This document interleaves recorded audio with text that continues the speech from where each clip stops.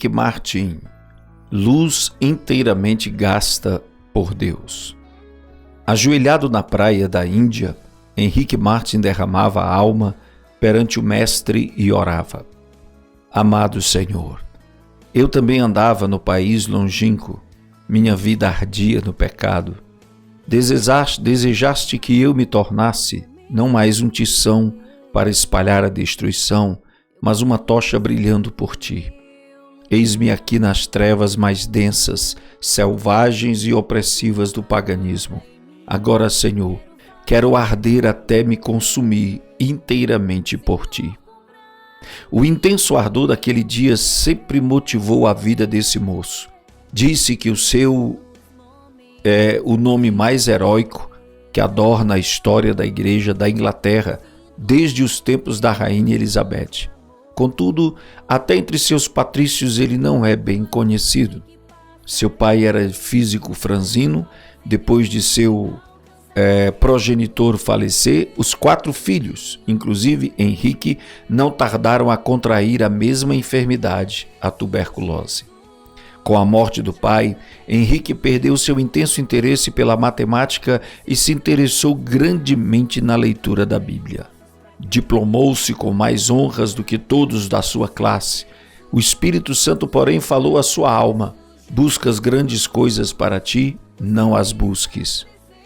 Acerca dos seus estudos testificou: alcancei o ponto mais alto que desejara, mas fiquei desapontado ao ver como apenas tinha agarrado uma sombra.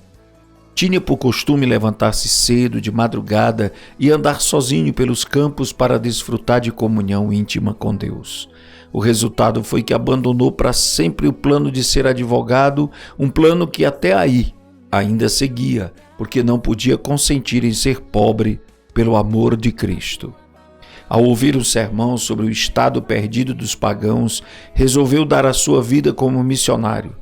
Ao conhecer a vida abnegada do missionário Guilherme Carey, na sua grande obra na Índia, sentiu-se dirigido a trabalhar no mesmo país.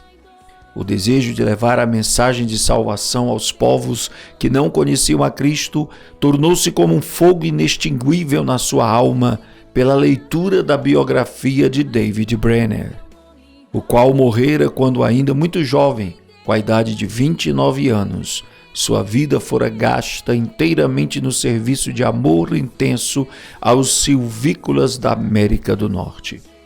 Henrique Martin reconhecia que, como foram poucos os anos da obra de David Brenner, havia também para ele pouco tempo, e se acendeu nele a mesma paixão de gastar-se inteiramente por Cristo no breve espaço de tempo que lhe restava. Seus sermões não consistiam em palavras de sabedoria humana, mas sempre se dirigia ao povo como um moribundo, pregando aos moribundos. Havia um grande embaraço para Henrique Martin. A mãe da sua noiva, Lydia Grenfell, não consentiria que eles se casassem, se ele insistisse em levá-la para o estrangeiro. Henrique amava Lídia e o seu maior desejo terrestre era estabelecer um lar e trabalhar junto com ela na seara do Senhor. Acerca disto ele escreveu no seu diário: continuei 1 hora e mais em oração, lutando contra o que me ligava. Cada vez que estava perto de ganhar a vitória, o coração voltava para o seu ídolo e, finalmente, deitei-me sentindo grande mágoa. Então se lembrou de David Brenner, o qual negava a si mesmo todos os confortos da civilização, andava grandes distâncias sozinho na floresta, passava dias com fome e depois de assim se esforçar por 5 anos, voltou para falecer tuberculoso nos braços da sua noiva, Jerusa, filha de Jonathan Edwards. Por fim, Henrique Martin também ganhou a vitória, obedecendo à chamada para sacrificar-se à salvação dos perdidos. Ao embarcar para a Índia em 1805, escreveu: se eu viver ou morrer, que Cristo seja magnificado pela colheita de multidões para ele. A bordo do navio, ao afastar-se da sua pátria, Henrique Martin chorou como uma criança, contudo nada podia desviá-lo da sua firme resolução de seguir a direção divina. Ele era um tição arrebatado do fogo e repentinamente dizia que eu seja uma chama de fogo no serviço divino. Depois de 9 longos meses a bordo e quando já se achava perto do seu destino, passou um dia inteiro em jejum e oração. Sentia quão grande era o sacrifício da cruz e como era igualmente grande a sua responsabilidade para com os perdidos na idolatria da Índia. Continuava a repetir: tenho posto vigia sobre os teus muros, ó Jerusalém. Eles não se calarão jamais em todo dia, nem em toda noite. Não descanseis, vós os que fazeis lembrar a Jeová, e não lhes deis a ele descanso, até que estabeleça e até que ponha Jerusalém por objeto de louvor sobre a terra. A chegada de Henrique Martyn à Índia no mês de abril de 1806 foi também em resposta à oração de outros. A necessidade era tão grande nesse país que os poucos obreiros concordaram em se reunirem em Calcutá, de 8 em 8 dias, para pedirem a Deus que enviasse um homem cheio do Espírito Santo e poder à Índia. Martyn, logo ao desembarcar, foi recebido alegremente por eles como a resposta às suas orações. É difícil imaginar o horror das trevas em que vivia este povo, entre o qual Martyn se achava. Um dia, perto do lugar onde se hospedara, ouviu uma música e viu a fumaça de uma das piras fúnebres que ouvira falar antes de sair da Inglaterra. As chamas já começavam a subir do lugar onde uma viúva se achava sentada ao lado do cadáver.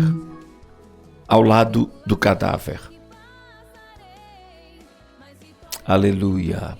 De seu marido morto. Martyn, indignado, esforçou-se, mas não pôde conseguir salvar a pobre vítima.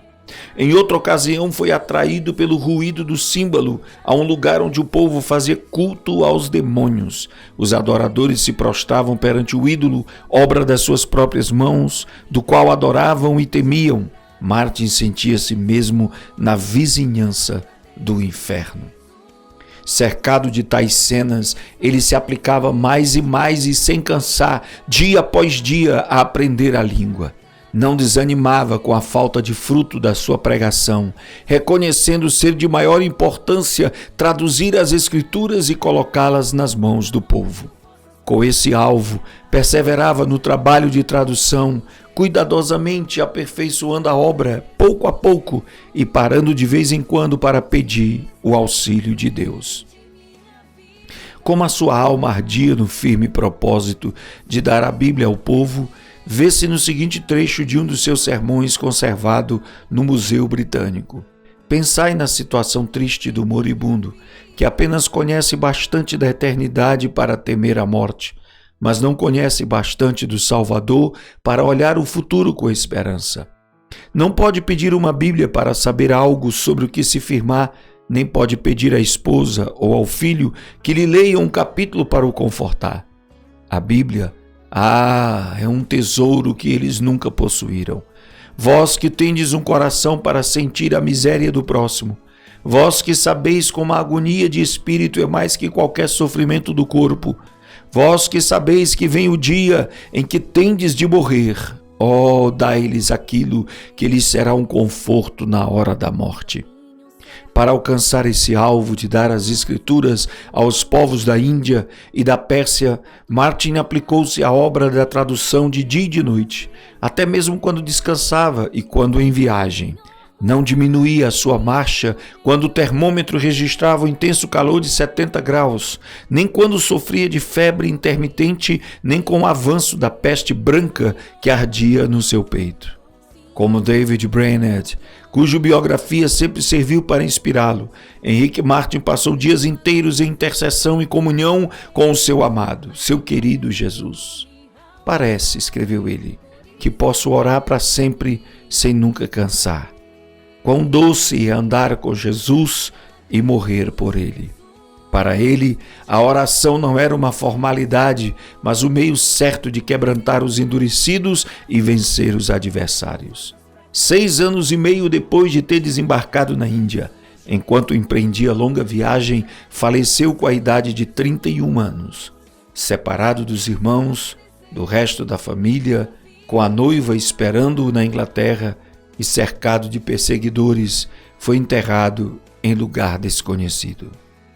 Era grande o ânimo, a perseverança, o amor, a dedicação com que trabalhava na seara do seu Senhor. O zelo ardeu até ele se consumir neste curto espaço de 6 anos e meio. É-nos impossível apreciar quão grande foi a sua obra feita em tão poucos anos. Além de pregar, conseguiu traduzir porções das Sagradas Escrituras para as línguas de uma 4ª parte de todos os habitantes do mundo. O Novo Testamento em hindu, hindustão e persa e os evangelhos em judaico-persa são apenas uma parte das suas obras. 4 anos depois da sua morte, nasceu Fidelia Fiske, no sossego da Nova Inglaterra. Quando ainda aluna na escola, leu a biografia de Henrique Martin. Andou 45 quilômetros de noite, sob violenta tempestade de neve, para pedir à sua mãe que a deixasse ir pregar o evangelho às mulheres da Pérsia. Ao chegar à Pérsia, reuniu muitas mulheres e lhes contou o amor de Jesus, até que o avivamento em Oromiá se tornou em outro Pentecostes. Se Henrique Martin, que entregou tudo para o serviço do Rei dos Reis, pudesse visitar a Índia e a Pérsia hoje, quão grande seria a obra que encontraria? Obra feita por tão grande número de fiéis, filhos de Deus, nos quais ardeu o mesmo fogo pela leitura da biografia deste pioneiro. Te agradeço, Jesus, por me segurar.